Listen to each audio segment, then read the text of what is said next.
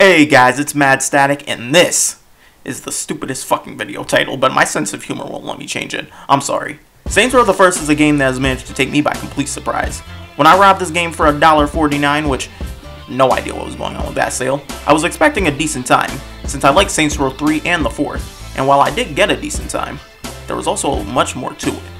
It's a hard to describe feeling, a familiar experience and not wholly innovative, but embracive enough of what it is and what it takes after that it becomes its own. It creates the deep customization and contrastingly straightforward chaos the series is known for, with a surprisingly decent narrative, cast, and city, along with an uncanny style, open world experience, and charm that stands satisfyingly unique from the GTA games it takes after, the crime sandbox genre it's a part of, and the Saints Row games that come after. But note that all of these positives are unrefined, forming cracks from the passage of time, and part of its charm is only delivered because convenience and proper functioning isn't exactly a priority. It's like cookie dough. It's not fully developed, or at least it could definitely be more than it is, but you know, it's still really good the way it is, and in a way that would be lost if truly baked. The first thing Saints Row the First has in its favor is its simplicity, which I know sounds like a backhanded comment, but listen. When Grand Theft Auto opened the door for this genre of game back in the 2000s, every title needed to stand out from or match up to the series, if not just shamelessly copying it. They needed bigger worlds, bigger cars, bigger guns, whatever made them feel special. But not a lot of games took a step back and developed on what was already there. Because the GTAs are some big ass games, and I'm not just talking about the maps. There are tons of ideas, concepts, and content in these games that are only really skimmed on in order to make Grand Theft Auto what it is. San Andreas can be specifically pointed out here. Notice how the first portion of the game is focused on the projects, the street gangs, and the crimes they pursue. There's competition that Grove Street has with the rival gangs, a struggle for territory and everyday living, gang warfare and the recruitment of members, and an overall building up of the gang's influence. While that sounds like enough to drive an entire game around, if you've played San Andreas, then you know it's a small portion of what the game actually offers, and from there it goes much, much further. The thing is though, taking that initial concept and running with it is exactly what Saints Row the First does. The systems of respect, gang territory, recruitment, and faction warfare were all in San Andreas, but hold much more depth and importance in Saints Row. It's so grounded and focused on the goal of urban gang crime that it ends up creating that stereotype of the typical gangster game better than any of its contemporaries. It takes a step back to focus on and get down the basics. It shows its influence and concepts proud and bold. It's the definitive gangster simulator, and it makes a lot of sense why nobody remembers this game. Unfortunately, Saints Row blended in very well among the crowd of GTA clones and copycats, and there was nothing, marketing-wise at least, that worked to contest that perception. Even as someone who liked this series, what I heard from word of mouth and what I saw from honestly basic-looking gameplay didn't really sell me on it. That price point did though, like $1.49! And just to make it extra hard for this game to ever be recognized, it's a 360 exclusive. I didn't even know that before looking this up. So yeah, beyond anything else, the game's presence is understated. But after playing through it all, I'd also argue that it's damn underrated. The game takes place in Stillwater, where you are a Joe Schmo who's been recruited into the 3rd Street Saints. Throughout the game, you'll run gang operations, push rival gangs out of influence, and shoot a lot of people doing both, to make money, earn respect, and take over the city. Like I said, it's a deceptively simple setup that hits that urban gang feeling better than most. Now I hope in all of this I didn't make the game sound too generic or typical, because surprisingly to me, despite it being the first Saints Row, it is still very much Saints Row. There are two things that have become known as the very cores of the Saints Row series, and they both have a strong start here. Customization is the first thing, absolutely. It's naturally not as crazy or varied in nature as the other games, but its detail is still insane when compared to most. Almost any car in the game can be completely turned into a shipmobile. Look at this thing. It'd be the most annoying car to look at in real life, which is how you know it's fun as hell in this game. You can't adjust their performance or anything, but it's got a lot of personality. Clothing is another situation though. Now while it's a little limited in the different styles you can wear, it still has a bunch of options, like the ways that you can wear what you have on, like whether to button or unbutton a shirt, which is not an option enough games have. The only thing I don't like is how clothing affects your actual respect stat. I get why it does, and it's cool that it affects how people treat you, but I like sweatpants on my guy, and the game makes me wear khakis. But of course the main draw is customizing your own guy, and the game still allows you to mess with almost every detail of their facial structure. It's so in-depth here that I don't even know what the fuck I'm doing. I made an Oompa Loompa. The only problem here is that you can't create a female character, which is really weird, especially with how many girls are in all of the game's gangs. I couldn't find anything explaining it, so I'm gonna take a wild guess here in saying that it was because they ran out of time or resources. I doubt they didn't plan to, but making new assets for the other gender probably ended up getting cut out. Or something, I don't know. This stuff is way ahead of what most games had back then, and it is appropriate for this game considering its sequels. And I think the exact same thing can be said for the series' second distinction. The gameplay of Saints Row has always been known as, psychotic. And while the first Saints Row is definitely more laid back and grounded in what it offers, it still has the same energy. Again, there aren't a whole ton of options here like planes or boats or 50 different guns or military drone directed missile strikes, but what's here is enjoyable by itself. The driving is pretty okay. It suits this game well, falling in line more with an arcade racer than any driving simulator, with it feeling really snappy to tuck corners, crash into people, and try out different cars. With fast ones completely zooming by people, strong ones feeling like wrecking balls, and even the most undesirable cars here feeling more capable than the drive-by shooting. It's man. While bearably inconvenient at first, and at least always better than the early GTAs, shooting while driving becomes worse and worse as it becomes more prevalent at the later stages of the game. I heavily recommend switching to the alternate controller scheme to make aiming while driving a bit better, but it's still always going to be a hassle. Regular shooting is really fun though. It's a bit weird that there's no option to aim down sights, but to be honest, it's not that missed. There's something about the impact of the physics and the feedback from the guns and explosions and bodies that make it feel fun and funny. Hey, don't give me that look.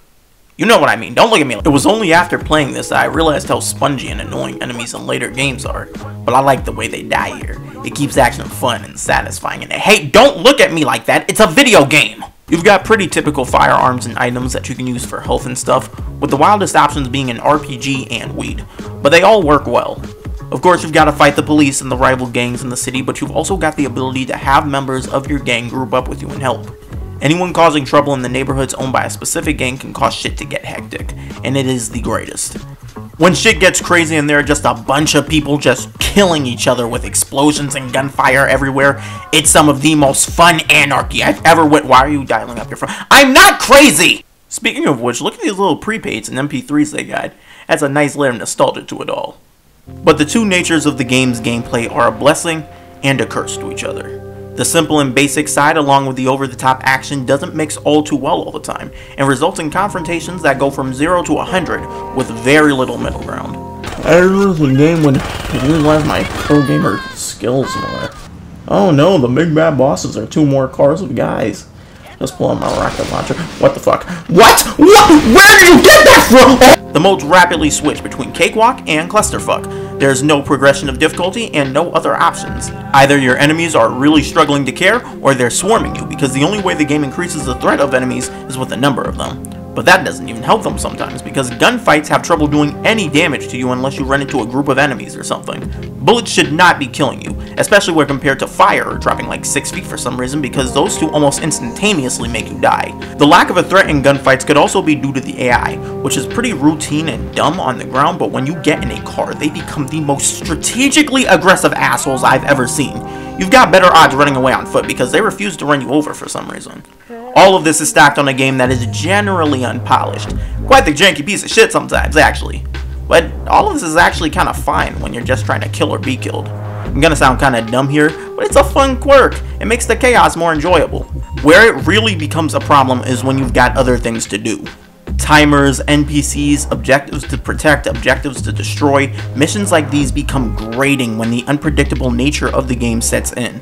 There are precautions to take and plans to make, but when trying to secure some kind of goal while dealing with overwhelming numbers, there's not a lot you can do considering your limited arsenal. And God help you if drive-bys are incorporated into any of this at all. And spoilers, they are a lot. To be honest, almost every open world game from around this time had this problem, and Saints Row is a bit better with it, no doubt. But this is still a problem. The gameplay of Saints Row the First is absolutely strong, but its chaotic nature doesn't mesh together with its functionality, with missions and activities that become near impossible without Lady Luck. Also, shooting while driving straight up sucks. But speaking of activities, From what I've played of the timed or objective-focused side missions and activities in the other games, they always seem prevalent to the experience and better than Allied 4, but their quality usually seems to be split up pretty evenly between ones I love, ones I dread, and ones that are inoffensive, with Saints Row the First reaffirming that thought. I'm not going to talk about all of them here, because I don't feel like it, but I'll go over some notable ones. Insurance fraud is always fun in these games, just becoming a ragdoll and trying to hurt yourself as bad as possible. I found it really hard throwing myself into traffic in this game, so I found it much more fun and easier to get a car and cause as bad of a crash as I could.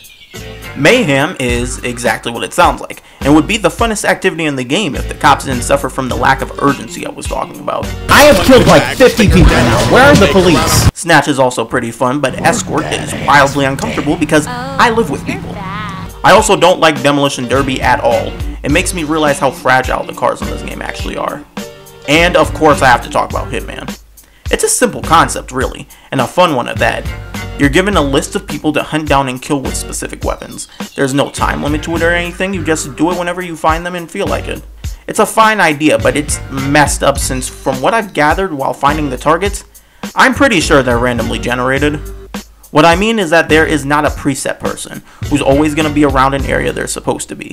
The game's more so asking you to kill a specific model of an NPC, of which there are hundreds.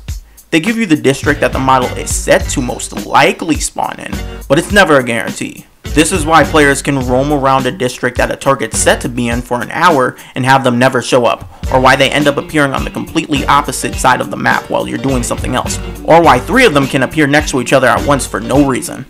The best way to go about these missions is to try and memorize the models and then work them down throughout your playthrough.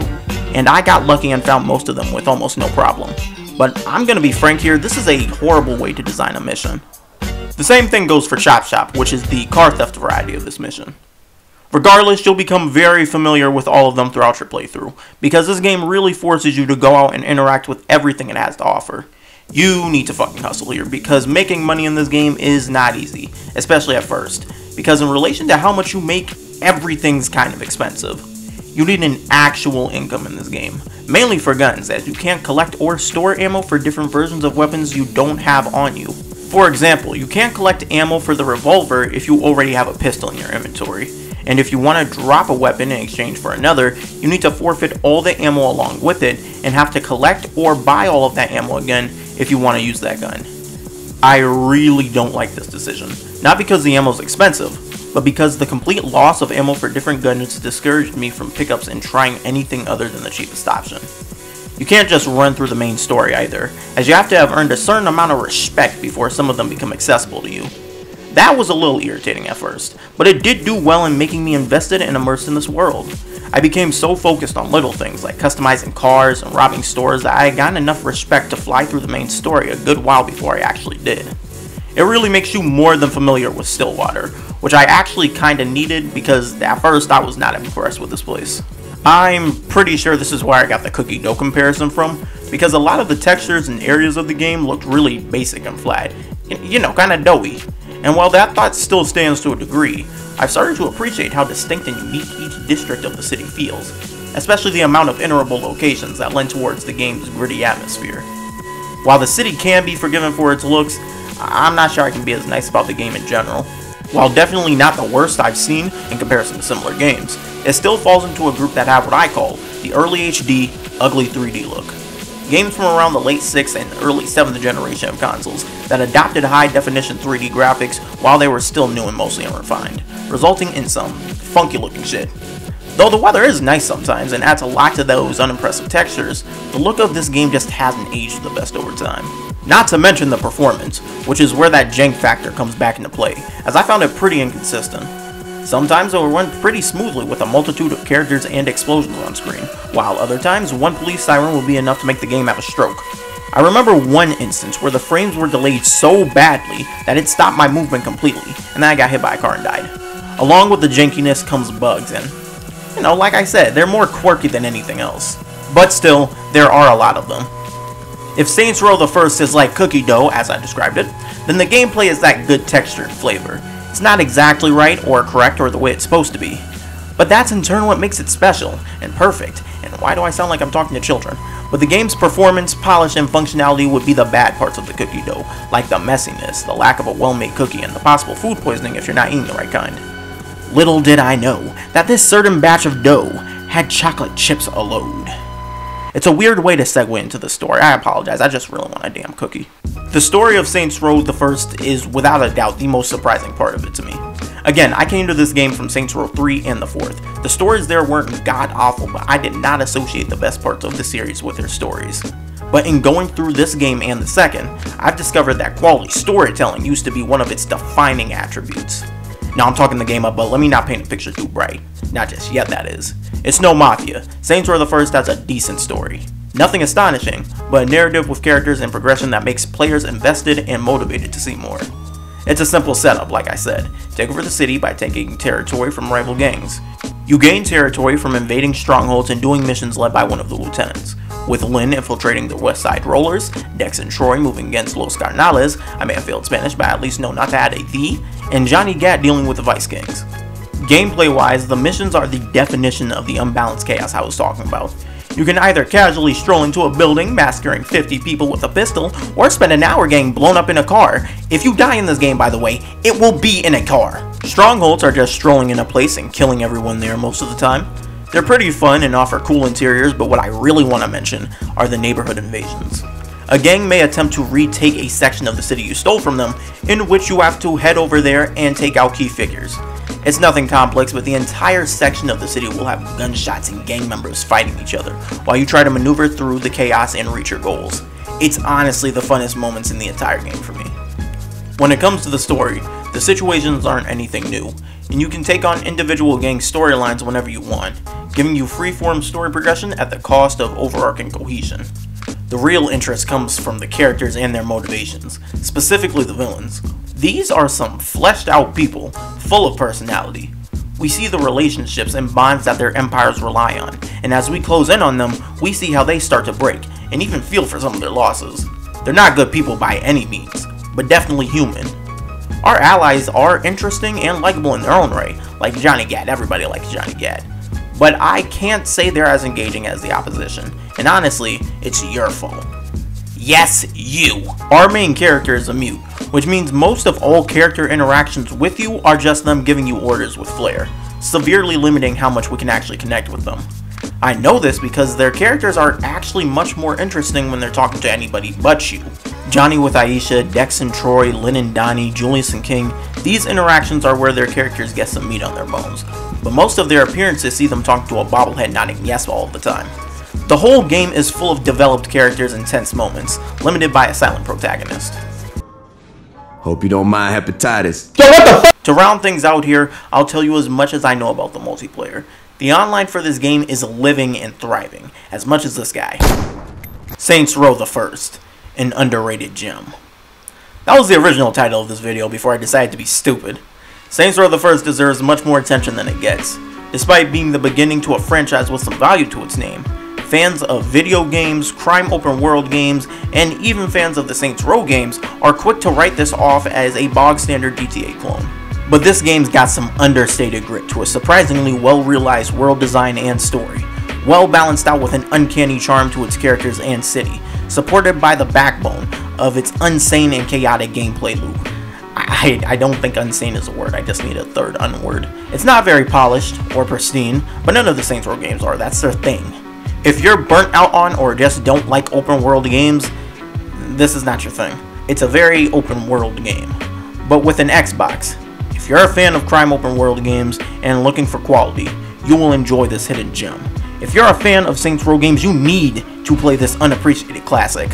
And if any of you know how to find out when digital 360 games are on sale, please tell me. This video wouldn't exist if I wasn't randomly browsing through the Xbox store and found this. I need to know!